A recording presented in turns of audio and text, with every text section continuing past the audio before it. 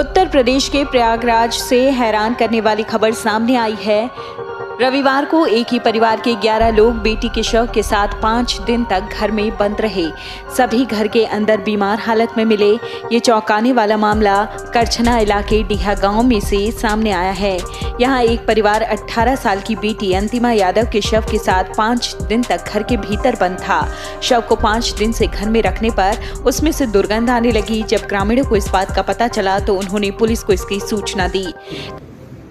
थाना करछना के गांव डीहा से एक सूचना मिली थी कि एक अभय राज नाम के व्यक्ति जो 52 वर्ष के हैं, उनके परिवार में काफ़ी लोग बीमार थे, दुबले पतले हो गए थे और उसी परिवार में एक 14-15 साल की बेटी जिसकी मृत्यु हो गई थी, लेकिन उसकी डेड बॉडी को लोग घर पे ही रखे थे कतिपय कारणों से। और उनको कुछ सूचनाएं ऐसी थी, चर्चा थी कि वो ये उम्मीद कर रहे थे कि ये जिंदा हो जाएगा।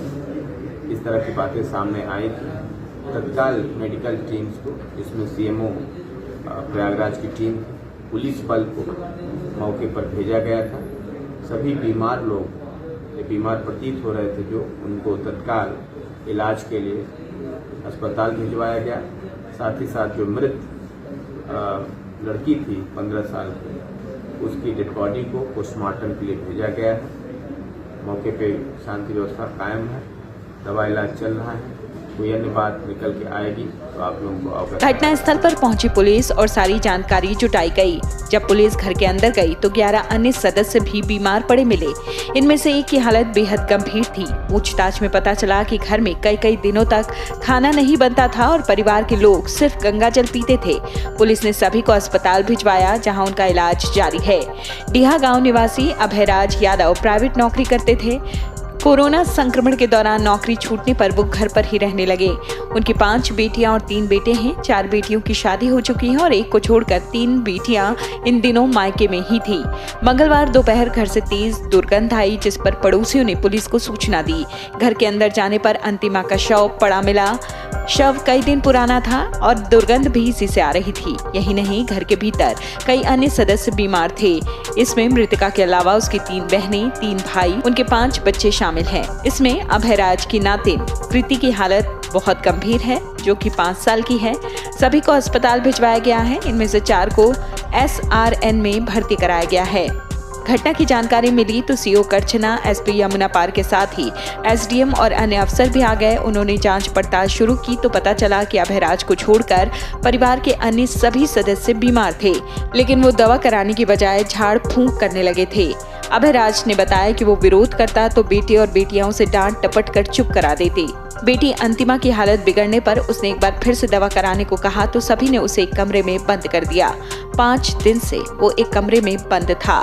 डीहा गांव में रहने वाले अभयराज के घर जब पुलिस पहुंची तो परिजनों की हालत देखकर दंग रह गई। ये डॉक्टर साहब, क्या मामला है आपके गांव में? देखा जा रहा है कि मैं डॉक्टर विजय बाबू यादव, जिला पंचायत सदस्य डीहा से। जी, ये अभयराज यादव हैं। तो ये क्या मामला है आपके गांव में? इतनी है कि लड़की की शादी हुई थी, जब से इसका शादी से लौट के आई, इसका थौना नहीं हुआ। थौने के बाद से इसका मानसिक स्थिति खराब हो गई है। जहाँ इसकी शादी की गई थी वहाँ से कुछ मामला विवाद हुआ था, तब से इसकी मानसिक स्थिति बिगड़ गई है। एकदम पागल टाइप की हो गई है।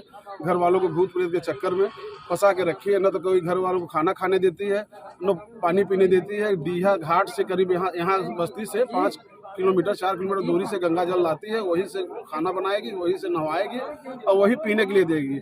एक टाइम भोजन दिया जाता है, जिससे करीब घर 7 लोगों की संख्या है। 7 लोगों में से सबका वजन घट करके एकदम मरणासन। अभी एक बच्ची निकाली गई घर के अंदर से, जिसका वजन बहुत घट गया, पूरा शरीर जल गया। हाँ, तो ये कैसे? इनके परिवार की नातिन है, वो बड़ी लड़की की लड़की है। उसके चक्कर, भूत प्रेत चक्कर में वो भी पड़ी हुई है। तो यहाँ देखा जा रहा है कई महिलाएं हैं और कई पुरुष हैं, लेकिन सबके सब इसी तरीके से देखे जा रहे हैं। ये इनका एक पर्सनल परिवार, केवल इन्हीं अभयराज यादव का केवल एक परिवार है जी। इनके केवल अभयराज यादव का एक ही परिवार है।